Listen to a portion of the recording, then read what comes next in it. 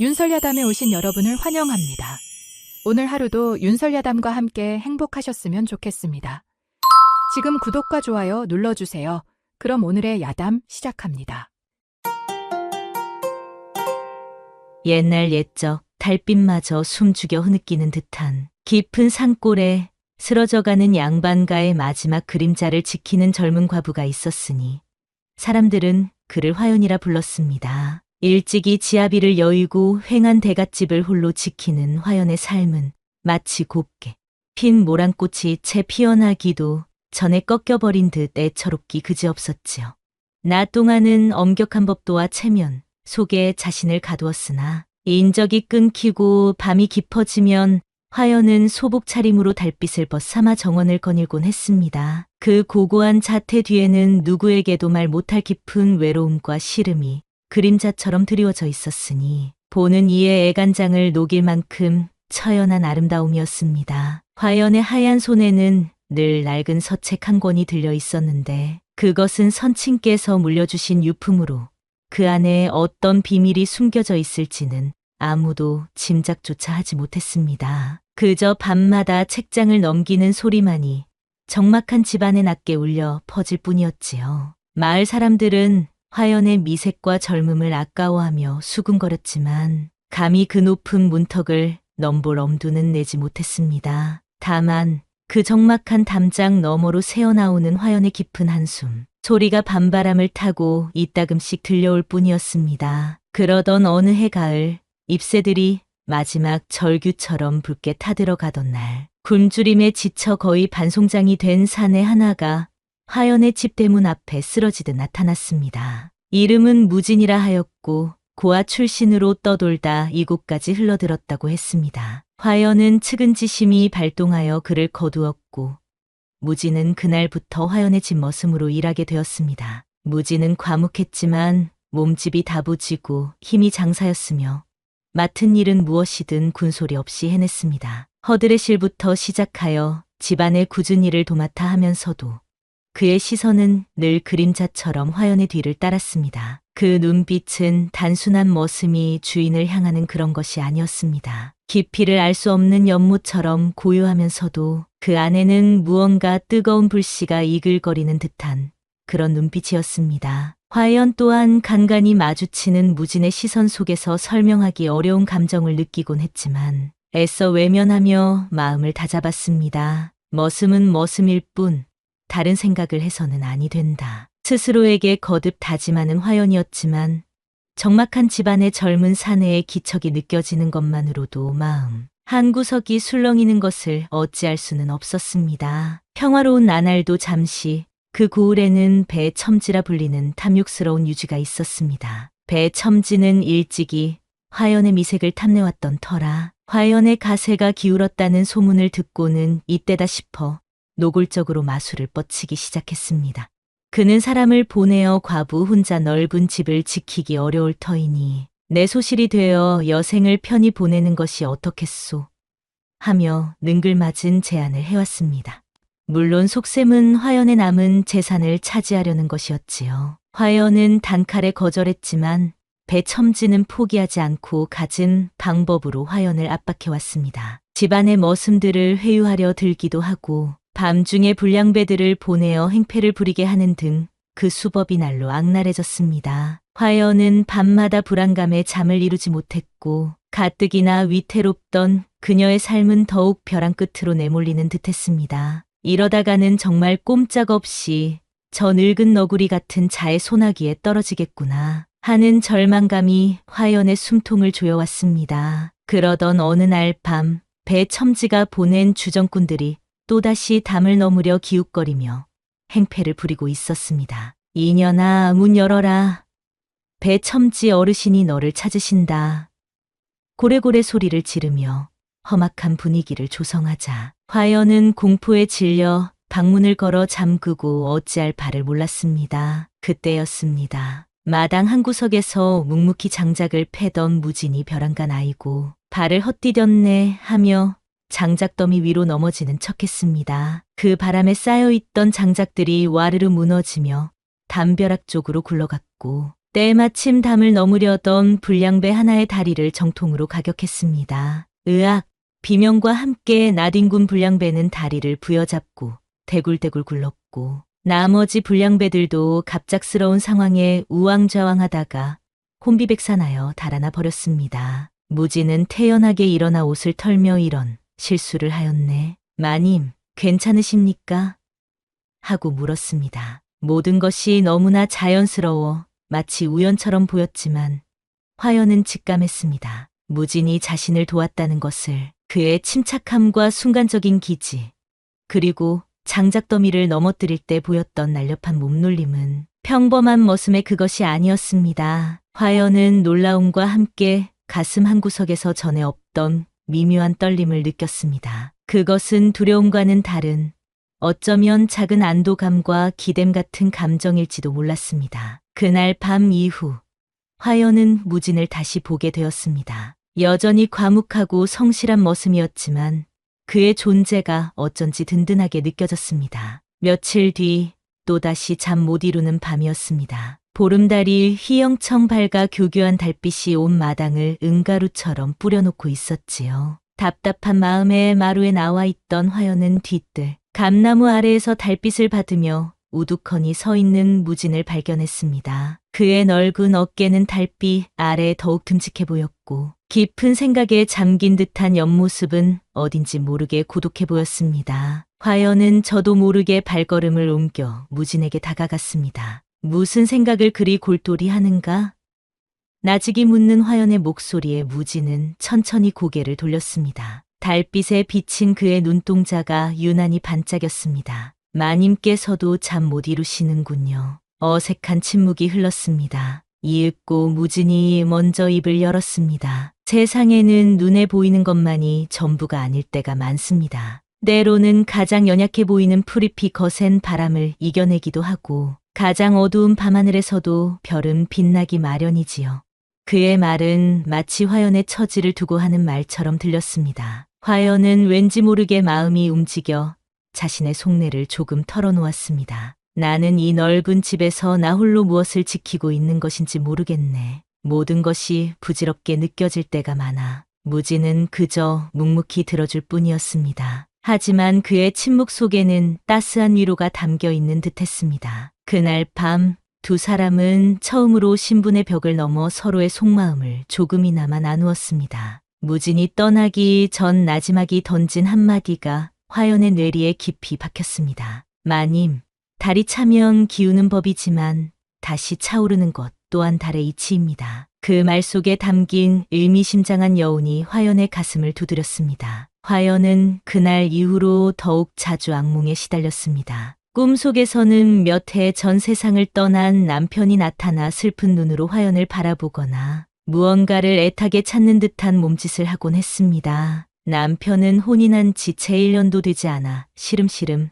앓다가 허망하게 세상을 떠났습니다. 혼인 생활이 짧았던 탓에 남편에 대한 기억은 희미했지만 꿈속의 남편은 어딘가 원통함을 품고 있는 듯 보였습니다. 화연은 남편의 유품을 정리하다가 문득 이상한 점을 발견했습니다. 남편이 생전에 무척 아꼈던 작은 궤목 상자가 있었는데 그 안에 들어있던 물건들 중 무언가가 사라진 것 같았습니다. 무엇이었는지 정확히 기억나지는 않았지만 분명 빈자리가 느껴졌습니다. 혹시 남편의 죽음에 다른 연유가 있었던 것은 아닐까?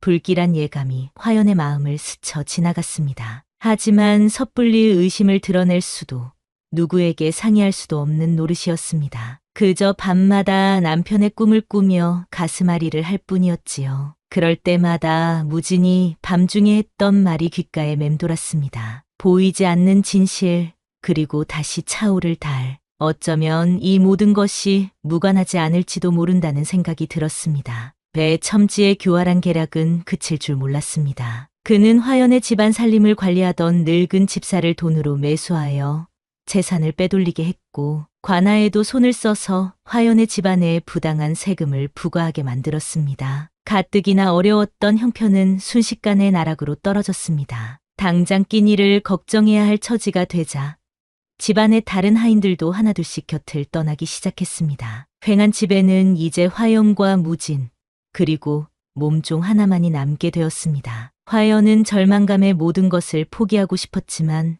선대의 위패가 모셔진 이 집을 참아 버릴 수는 없었습니다. 그러던 어느 날 아침 부엌에 나가보니 평소에는 구경하기도 힘들었던 꿩고기와 귀한 약초들이 놓여 있었습니다. 놀란 화연이 몸종에게 묻자 몸종은 어리둥절한 표정으로 고개를 저었습니다. 저도 모르겠습니다, 마님. 아침에 와보니 저렇게 놓여 있더군요. 그런 일이 며칠 동안 반복되었습니다. 때로는 산짐승이, 때로는 깊은 산에서나 캘 수 있는 귀한 버섯들이 부엌 한 구석에 놓여 있곤 했습니다. 화연은 그것이 누구의 소행인지 짐작할 수 있었습니다. 밤중에 몰래 집을 나서는 무진의 그림자를 몇 번 보았던 것입니다. 그는 위험을 무릅쓰고 사냥을 하거나 산을 헤매며 먹을 것을 구해왔던 것입니다. 화연은 무진의 말없는 도움에 가슴 한구석이 뜨거워지는 것을 느꼈습니다. 하지만 차마 고맙다는 말조차 건네지 못하고 그저 모른 척 그의 성의를 받아들일 뿐이었습니다. 그의 그런 헌신은 화연에게 작은 희망의 불씨를 지펴주었습니다. 장마가 시작되던 어느 여름밤이었습니다. 하늘에 구멍이라도 뚫린 듯 억수 같은 비가 며칠째 밤낮을 가리지 않고 쏟아졌습니다. 낡을 대로 낡은 화연의 집은 비바람을 이기지 못하고 여기저기서 삐걱거리기 시작했습니다. 그날 밤도 화연은 불안한 마음에 잠을 이루지 못하고 뒤척이고 있었습니다. 그때 안방 천장에서 물이 새기 시작했습니다. 처음에는 한두 방울 떨어지던 것이 금세 굵은 물줄기가 되어 쏟아져 내렸습니다. 어머나! 놀란 화연이 어쩔 줄 몰라 하자 밖에서 인기척을 느낀 무진이 방문을 두드렸습니다. 마님, 괜찮으십니까? 화연이 다급하게 문을 열자 무진은 방 안의 참상을 보고는 즉시 지붕으로 올라가 비를 막을 방도를 찾기 시작했습니다. 화연은 아래에서 초조하게 그를 지켜보며 돗자리와 마른 수건을 준비했습니다. 잠시 후 무진이 지붕에서 내려와 임시방편으로 비 새는 곳을 막았지만 이미 방바닥은 물이 흥건했습니다. 젖은 옷을 갈아입으려 몸종을 부르려는데 마침 몸종은 다른 방의 누수를 살피러 간 뒤였습니다. 어쩔 수 없이 화연은 직접 옷가지가 있는 반다지로 향했습니다. 그때 발을 헛디딘 화연이 기우뚱하며 넘어지려 하자 곁에 있던 무진이 반사적으로 그녀의 팔을 붙잡았습니다. 마님! 놀란 무진의 목소리와 함께 화연은 그의 단단한 가슴팍에 기대어 섰습니다. 순간 두 사람 사이에는 숨막히는 정적이 흘렀습니다. 얇은 모시 적삼 너머로 느껴지는 무진의 뜨거운 체온과 거친 숨결, 그리고 그의 팔을 통해 전해져 오는 강인한 힘. 화연은 저도 모르게 얼굴이 붉어졌고 심장은 걷잡을 수 없이 빠르게 뛰기 시작했습니다. 무진 또한 당황한 듯했으나 차마 화연을 놓지 못하고 그대로 멈춰 서 있었습니다. 빗소리만이 요란한 그 밤 어둠 속에서 서로의 온기를 느낀 그 찰나의 순간은 두 사람의 마음에 잊을 수 없는 파문을 남겼습니다. 그것은 금단의 선을 아슬아슬하게 넘나드는 위험한 떨림이었습니다. 그 야릇한 밤이 지나고 며칠 뒤 화연은 무진이 마당 한쪽에서 무언가를 유심히 보고 있는 것을 발견했습니다. 가까이 다가가 보니 그것은 낡고 해진 책 한 권이었습니다. 무심코 책의 표지를 본 순간 화연은 숨이 멎는 듯했습니다. 떨리는 손으로 책을 집어든 화연은 표지에 희미하게 남아있는 글자를 읽었습니다. 손자병법. 그것은 다름 아닌 어릴 적 무관이었던 아버지가 화연에게 직접 선물하며 여인의 몸이지만 세상을 보는 지혜를 가져야 한다고 말씀하셨던 바로 그 희귀한 병법서였습니다. 아버지가 돌아가신 후 집안이 혼란스러울 때 잃어버린 줄로만 알았던 책이었습니다. 그런데 어찌하여 이 책이 무진의 손에 있는 것일까? 화연이 떨리는 목소리로 물었습니다. 이 책은 어찌 내가 가지고 있는 것이냐? 무진은 잠시 망설이는 듯하더니 이윽고 무거운 입을 열었습니다. 송구합니다, 마님. 실은 제가 어릴 적 돌아가신 아버지의 유품으로 간직해오던 것입니다. 그러나 화연은 그의 말을 믿을 수 없었습니다. 이 책은 분명 자신의 아버지가 특별히 제작하여 딱 한 곳만 존재한다고 들었던 책이었기 때문입니다. 무진이 단순한 머슴이 아니라는 확신이 화연의 머릿속을 강하게 스치고 지나갔습니다. 그의 비범한 무예와 이 병법서, 모든 것이 예사롭지 않았습니다. 화연은 혼란스러웠지만 한편으로는 무진이라는 인물에 대한 궁금증과 함께 알 수 없는 기대감이 싹 트는 것을 느꼈습니다. 한편 자신의 제안을 거절하고 버티는 화연에게 앙심을 품은 배 첨지는 더욱 악랄한 음모를 꾸미기 시작했습니다. 그는 마을의 주막과 저작거리에 화연에 대한 흉흉한 소문을 퍼뜨리기 시작했습니다. 글쎄, 그 젊은 과부가 밤마다 머슴 놈을 방으로 끌어들인다더군. 쯧쯧, 양반 가문의 채통을 어찌 그리 더럽힐 수 있단 말인가. 아무리 젊다지만 그래도 그렇지. 짐승만도 못한 것들. 입에서 입으로 전해지는 소문은 살이 붓고 왜곡되어 걷잡을 수 없이 퍼져나갔습니다. 화연은 대문 밖을 나서는 것조차 두려워졌습니다. 사람들의 경멸 어린 시선과 손가락질은 날카로운 비수가 되어 그녀의 가슴에 박혔습니다. 아무리 결백을 주장해도 믿어주는 이는 없었고 오히려 음탕한 과부라는 낙인만 더욱 선명해질 뿐이었습니다. 배 첨지의 의도대로 화연은 사회적으로 완전히 고립되었고 정신적인 압박감은 극에 달했습니다. 차라리 죽는 것이 낫겠다는 생각마저 들 정도였습니다. 이대로라면 배 첨지의 소나기에 떨어지는 것은 시간 문제처럼 보였습니다. 견디다 못한 화연은 마침내 중대한 결심을 내렸습니다. 칠흑 같은 어둠이 온 세상을 삼켜버린 듯한 밤. 화연은 떨리는 마음을 다잡고 무진의 거처인 행랑채로 향했습니다. 문틈으로 새어나오는 희미한 등불빛이 그의 존재를 알리고 있었습니다. 화연은 한참을 문 앞에서 망설였습니다. 양반가의 과부가 한밤중에 머슴의 방을 찾는다는 것은 상상조차 할 수 없는 일이었습니다. 하지만 이대로 주저앉아 모든 것을 빼앗기고 능욕당할 수는 없었습니다. 그녀에게 남은 유일한 희망은 어쩌면 무진뿐일지도 모른다는 절박함이 그녀의 발걸음을 이끌었습니다. 무진아, 있느냐? 간신히 목소리를 짜낸 화연의 부름에 안에서 무진의 낮은 목소리가 들려왔습니다. 마님?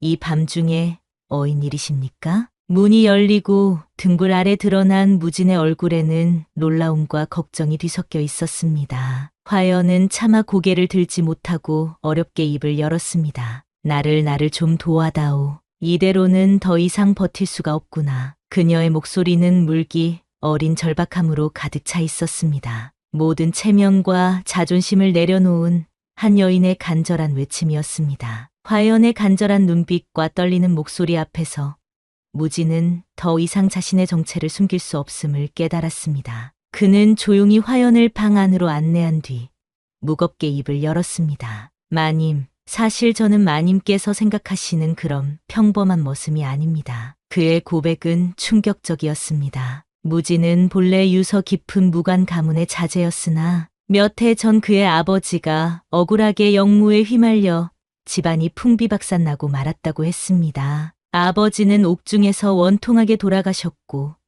무진은 홀로 살아남아 아버지의 누명을 벗기고 가문을 다시 일으키기 위해 신분을 숨긴 채 떠돌이 생활을 해왔던 것입니다. 그가 가지고 있던 병법서는 바로 그의 아버지가 물려주신 것이었고 뛰어난 무예 또한 가문의 피를 이어받은 덕분이었습니다. 화연의 집에 머슴으로 들어온 것도 우연이 아니었습니다. 이곳이 비교적 외지고 안전하다고 판단하여 잠시 몸을 의탁하려 했던 것이지요. 화연은 무진의 기구한 사연을 들으며 자신도 모르게 눈물을 흘렸습니다. 그의 고독과 분노, 그리고 복수를 향한 처절한 의지가 가슴 깊이 전해져 왔습니다. 이제야 모든 수수께끼가 풀리는 듯했습니다. 그의 비범함, 그리고 밤마다 그가 보이던 깊은 시름의 이유를. 화연은 무진의 거친 손을 가만히 잡았습니다. 그의 손은 고된 노동으로 투박했지만 그 안에 담긴 굳건한 의지만큼은 뜨겁게 느껴졌습니다. 서로의 가장 깊은 비밀을 공유하게 된 화연과 무진. 두 사람 사이에는 더 이상 주인과 머슴이라는 신분의 벽은 존재하지 않았습니다. 그들은 이제 같은 적을 앞에 둔 동지이자 서로의 아픔을 이해하는 유일한 존재가 된 것입니다. 화연은 무진에게 배첨지의 악행과 자신의 절박한 처지를 모두 털어놓았습니다. 무진은 분노했지만 이내 침착하게 상황을 분석하기 시작했습니다. 배첨지 같은 자는 증거 없이는 절대 죗값을 치르지 않을 것입니다. 그의 비리를 밝힐 확실한 물증을 찾아야 합니다. 화연은 고개를 끄덕였습니다. 하지만 어찌 그자의 집에 들어가 증거를 찾는단 말인가? 위험천만한 일일세. 무진의 눈빛이 결연하게 빛났습니다. 마님께서는 걱정하지 마십시오. 제가 하겠습니다. 마님을 위해서라면, 그리고 제 아버지의 원한을 위해서라도 반드시 해내겠습니다. 그의 단호한 어조에는 조금의 망설임도 없었습니다. 화연은 그런 무진을 바라보며 가슴 한구석에서 뜨거운 용기가 솟아오르는 것을 느꼈습니다. 비록 앞날은 험난하겠지만 이제는 혼자가 아니었습니다. 그녀의 곁에는 모든 것을 걸고 함께 싸워줄 든든한 사내가 있었습니다. 그날 밤 두 사람은 배첨지를 무너뜨리기 위한 은밀한 계획을 세우기 시작했습니다. 서로의 눈을 바라보는 그들의 시선 속에는 어느새 깊은 신뢰와 함께 미묘한 연정이 싹트고 있었습니다. 계획을 세운 며칠 뒤 달빛조차 구름 뒤에 숨어버린 캄캄한 밤이었습니다. 무진은 야행복으로 갈아입고 얼굴을 검은 천으로 가린 채 배첨지의 집으로 향했습니다. 담장이 높고 경비가 삼엄했지만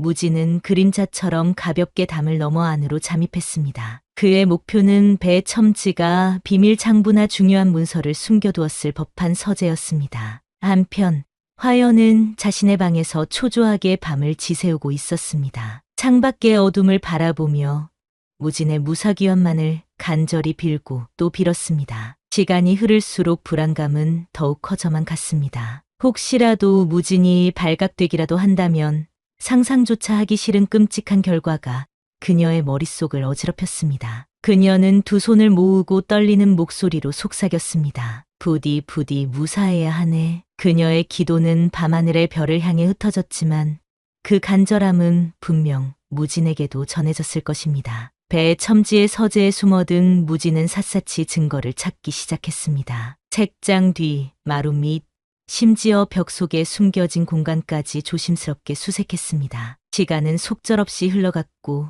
초조함이 밀려왔습니다. 그때 서재 밖에서 인기척이 들려왔습니다. 배첨지가 야심한 시간에 갑자기 서재로 들어오려는 것이었습니다. 젠장! 무진은 다급하게 몸을 숨길 곳을 찾았지만 마땅한 장소가 없었습니다. 문이 열리고 배첨지가 들어서는 순간 무진은 서책 더미 뒤로 몸을 날렸습니다. 하지만 미처 다 숨기지 못한 발끝이 배첨지의 눈에 띄고 말았습니다. 거기 누구냐? 배첨지가 날카롭게 소리치며 칼을 뽑아 들었습니다. 일촉즉발의 위기의 순간 바로 그때였습니다. 집 밖에서 갑자기 요란한 소리가 들려왔습니다. 불이야. 배첨지 댁에 불이 났다. 고함 소리와 함께 쇠붙이 두드리는 소리가 밤의 정적을 갈랐습니다. 그 소동의 주인공은 바로 화연이었습니다. 무진이 위험에 처할 것을 대비하여 만일의 경우를 위해 집 근처에 숨어 기다리고 있었던 것입니다. 그녀는 배첨지의 집 바깥 창고에 작은 불씨를 던지고 일부러 소란을 피워 그의 시선을 돌린 것이었습니다. 배첨지는 당황하여 칼을 떨어뜨리고 허둥지둥 밖으로 뛰쳐나갔습니다. 그 틈을 타 무진은 서재를 빠져나와 무사히 담을 넘을 수 있었습니다. 화연의 기지가 아니었다면 모든 것이 물거품이 될 뻔한 아찔한 순간이었습니다. 두 사람은 어둠 속에서 다시 만났을 때 아무 말 없이 서로의 존재를 확인하며 안도의 한숨을 내쉬었습니다. 날이 밝자마자 화연은 무진이 밤새 목숨을 걸고 찾아낸 증거들을 가지고 고을 사또를 찾아갔습니다. 무진이 찾아낸 것은 배첨지가 지난 수년간 백성들의 토지를 불법으로 빼앗고 세금을 횡령한 내역이 낱낱이 적힌 비밀 장부였습니다. 또한 그가 중앙관리들에게 뇌물을 바친 기록까지 상세히 적혀 있었습니다. 이것만 있다면 배첨지의 죄를 만천하에 드러낼 수 있을 터였습니다. 하지만 사또는 미심쩍은 눈으로 화연을 바라보았습니다. 이것만으로는 부족하오. 배첨지가 어떤 자인데 이런 장부 하나로 그를 벌할 수 있겠소이까? 사또는 배 첨지의 세력을 두려워하여 몸을 사리려는 기색이 역력했습니다. 화연은 절망감을 느꼈지만 포기하지 않았습니다. 그때 화연은 자신의 낡은 서책, 바로 그 손자병법서 안에 오랫동안 숨겨져 있던 아버지의 인장을 떠올렸습니다. 아버지는 생전에 청렴하고 강직한 관리로 명성이 높았고 그 인장은 아버지의 신념과도 같은 것이었습니다. 화연은 아버지의 인장을 증거물과 함께 사또에게 내밀며 단호하게 말했습니다. 이것은 제 선친의 인장입니다. 만약 이 증거들이 거짓이라면 저희 가문의 모든 명예를 걸고 어떤 처벌이라도 달게 받겠습니다. 그녀의 결연한 태도에 사또는 잠시 망설이는 듯했습니다. 바로 그때 뜻밖의 일이 벌어졌습니다. 재판이 열리고 배첨지는 모든 혐의를 부인하며 오히려 화연을 무고죄로 몰아세우려 했습니다. 증거는 있었지만 배첨지의 교활한 언변과 그가 미리 매수해 둔 거짓 증인들로 인해 상황은 화연에게 불리하게 돌아가는 듯했습니다. 바로 그 순간 방청석에서 한 노인이 천천히 앞으로 나섰습니다. 그는 과거 이 고을에서 현감으로 봉직하다 은퇴한 최 진사였습니다. 최 진사는 과거 화연의 아버지가 현감으로 있을 때 큰 은혜를 입었던 인물로 화연의 아버지를 스승처럼 따랐다고 했습니다. 그는 떨리는 목소리로 입을 열었습니다. 사또, 소인이 아뢰옵니다. 지금 저 배첨지가 제시하는 토지 문서들은 모두 위조된 것이옵니다. 소인이 과거 현감으로 있을 당시 화연 아씨의 선친이신 박현감께서 작성하신 실제 토지 대장을 본 기억이 생생합니다. 배첨지가 가지고 있는 것은 명백히 가짜입니다.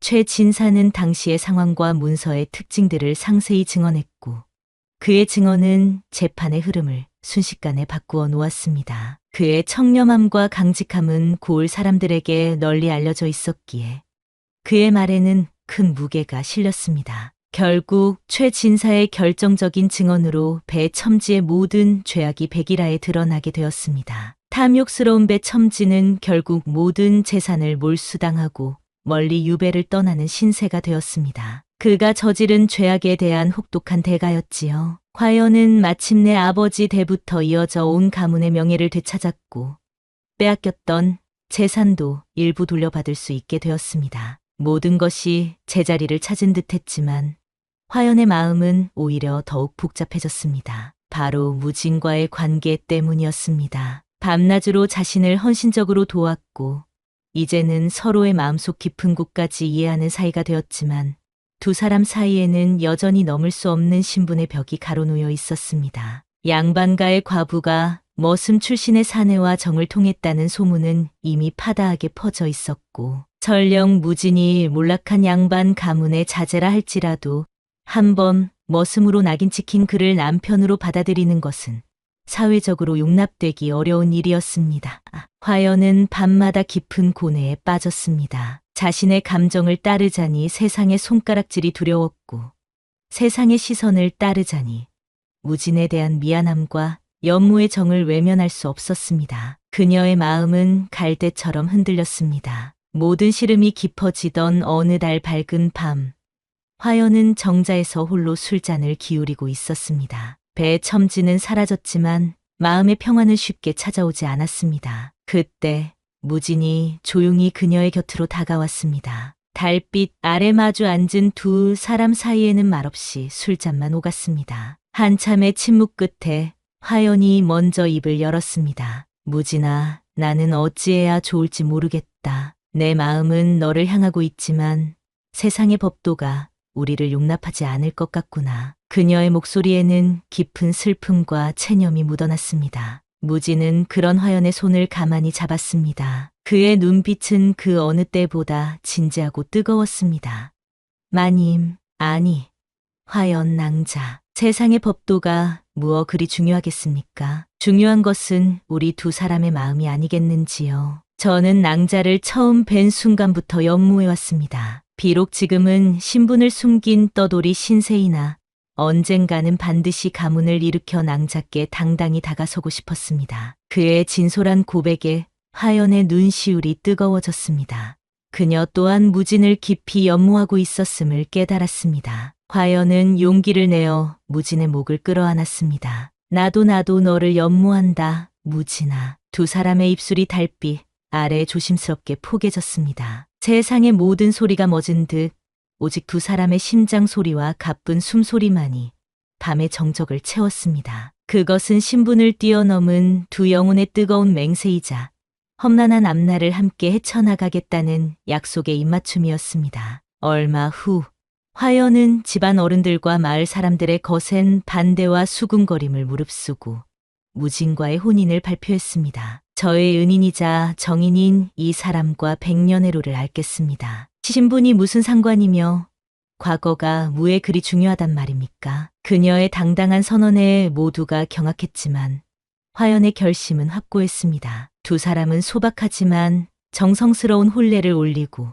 정식으로 부부가 되었습니다. 비록 시작은 미약하고 앞날에는 또 어떤 시련이 닥칠지 알 수 없었지만 두 사람의 얼굴에는 행복한 미소가 가득했습니다. 무진은 화연의 도움으로 아버지의 누명을 벗기기 위한 노력을 다시 시작했고 화연 또한 몰락했던 가문을 일으키기 위해 밤낮으로 애썼습니다. 때로는 사람들의 냉대와 편견에 부딪혀 눈물 짓기도 했지만 서로의 손을 굳게 잡고 의지하며 어려움을 헤쳐나갔습니다. 그들의 사랑은 척박한 땅에 피어난 한떨기 매화처럼 혹독한 시련 속에서도 꿋꿋하게 그 향기를 잃지 않았습니다. 세월이 흘러 사람들은 신분을 극복하고 진정한 사랑을 이룬 그들의 이야기를 아름다운 야담처럼 전하게 되었다고 합니다. 달 그림자 아래 수줍게 피어났던 두 사람의 사랑은 그렇게 험난한 세상을 이겨내고 마침내 활짝 만개하였으니 진정한 사랑 앞에서는